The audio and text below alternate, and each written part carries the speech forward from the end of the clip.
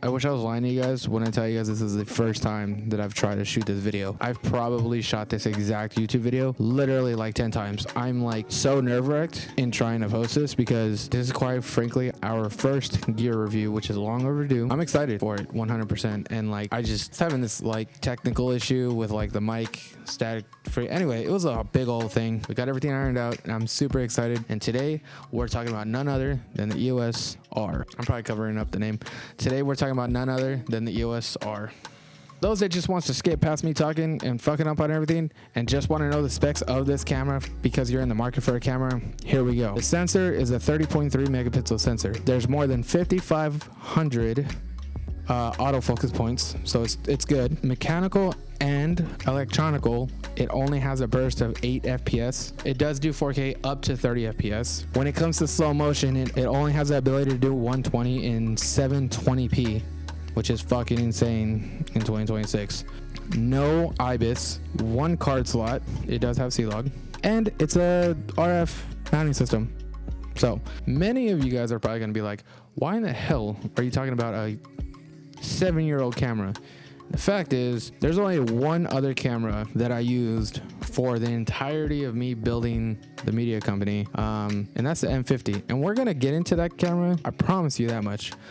But it's been on my heart to like just talk about this camera because, bro, it's a beast. And for anybody in the market that's trying to look for a camera, I wouldn't go out of my way to look for this camera. But if you know about it and you don't have the financial budget to buy said $2,000, $3,000, $4,000 camera body, you cannot go wrong with this EOS R. I think at the time of shooting this video, I don't even think you could buy it new. I think that you have to go the used route, and I'm pretty confident in saying that it's like $800. You can find one for a solid one for like $800. Like I'm gonna go over all the specs and stuff because this is our first one, and I want to get my licks in before I start talking about other cameras that we're using, like the R5C or the Mark III or the R6 Mark III, or the R6 Mark II. I want to talk about the R6V that just came out. I want to compare all these lenses that I got. I want to do more than just be a fitness channel. So I'm super, super excited for this piece. I really, really am. So bear with me.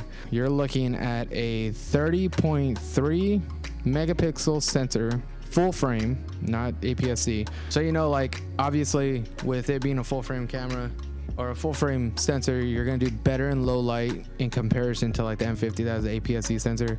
It's going to have a little bit more depth to it. If I start rambling on, I'm genuinely sorry, but like there's so many things I could say about this camera. So it does have dual pixel autofocus with like over 5,500 focus points with the autofocus, right? Like because it has that bigger sensor, it's going to grab onto the subject a lot better, right?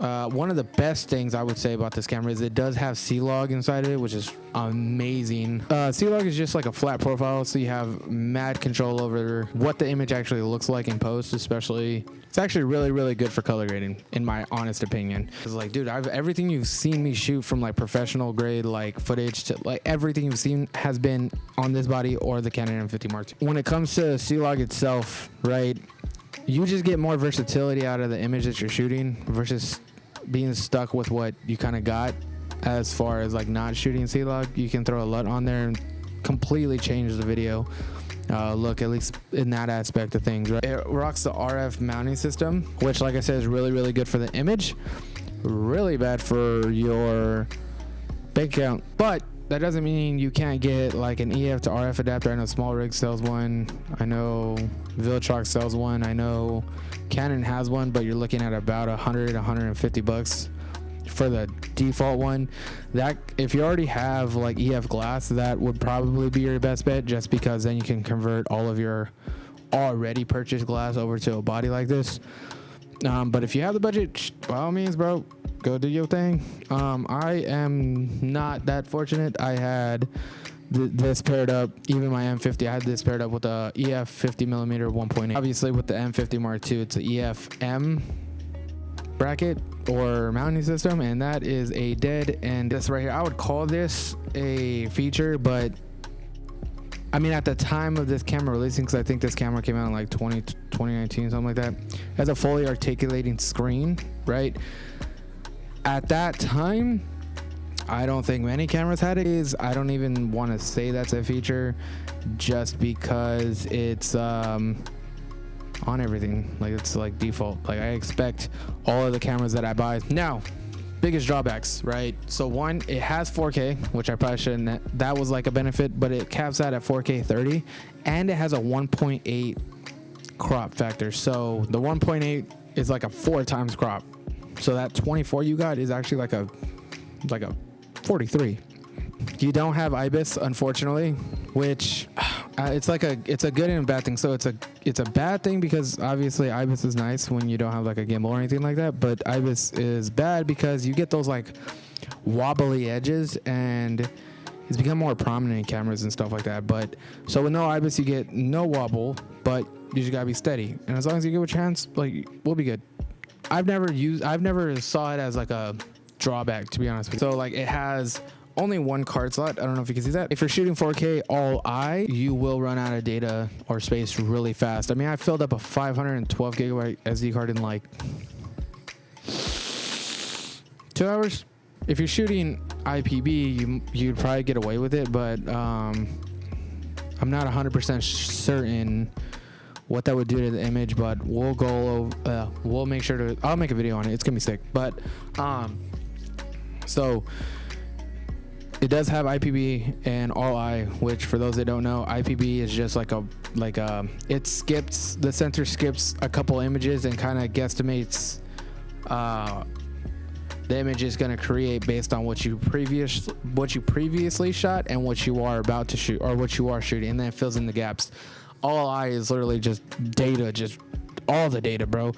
But yeah, single card slot, so it's not a make or break the bank type of thing. It's just, well, scratch that, because nowadays with the way fucking SD card prices are, low-key, a lot of us can only afford a 128. I would say in the year of 2026, the biggest drawback this thing does have is that it doesn't have 4K 60. It only caps out at 4K 30, so no slow motion shots, none of that. You're capped out at 1080 30, 1080 60, 4K 30. That's it. And the reason why I would say that's the biggest drawback and the biggest headache is we're living in a day and age where, like, I would say 4K 60 is like default and necessary. If you're a beginner, it's not gonna matter too much, but if you're like more advanced, like, you're gonna want that 4K 60. I know I would want 4K 60. I actually aim for 4K 120, but that would be, I would say that's the biggest drawback. That's the biggest drawback in my opinion. The burst speed, again, a decent drawback, but not something that like directly affected me. If you're a photographer like solely, then it might affect you. You only get an 8 FPS mechanical and electronical shutter. So and all, for those that don't know, electronical shutter is just the one that doesn't make any sound. Mechanical is the actual shutter, like, right? 8 FPS either way you go. That was a lot of data. I'm not gonna lie to you. That was a lot of data.